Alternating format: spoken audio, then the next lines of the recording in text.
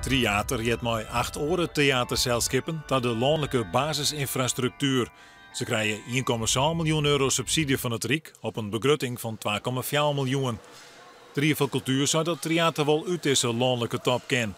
De kans is groot dat ze de subsidie die erbij heeft verliezen. Ik vind het schandalig. Ten eerste vanwege dat wij echt op niveau acteren en geweldig en alles meedoen en enorm beziekersaantallen hebben. Maar het tweede, is volle belangrijker nog, is dat het Frieske taal en cultuur een invulling daarom houdt. En juist daarvan zei de minister van Binnenlandse Zaken in zijn nieuwe taalwet die er correct presenteerd heeft, dat moet meer stimuleerd worden, dat men meer zijn rechten krijgt. Dus ik ben echt poer. Het slaat nergens op.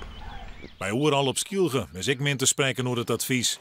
Want ook voor festivals is er minder yield. Als je het hebt over de spreiding, als je het hebt over internationaal, als je het hebt over innovatie en experiment, als je het hebt over cultureel ondernemerschap. Oeral heeft bijna op al deze punten hebben ze gewoon een voorbeeldfunctie. En dan is het natuurlijk heel tegenstrijdig als ze vervolgens zeggen van dat willen we graag, maar we gaan er wel zwaar op bezuinigen. Het Eilander Theaterfestival krijgt een subsidie van 360.000 euro op een begroting van 3,4 miljoen. Een heel groot pad wordt betalen van particulier geld.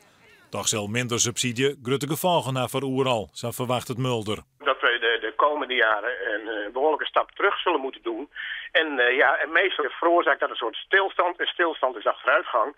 Dus natuurlijk zijn wij creatief genoeg om het een en ander op te lossen. Maar er zullen wel degelijk klappen vallen. En we hopen niet dat het begin van het einde is. Bij het theater lezen ze haar er net samen bedel. Dat gaat al in een heel kwarte tijd. Dat moet in mei, juni zien beslag krijgen. Dus wij zullen naar de Tweede Kamer moeten. En ik hoop met de staatssecretaris, maar daar is al mee praat. Maar in ieder geval de Tweede Kamer wordt verder.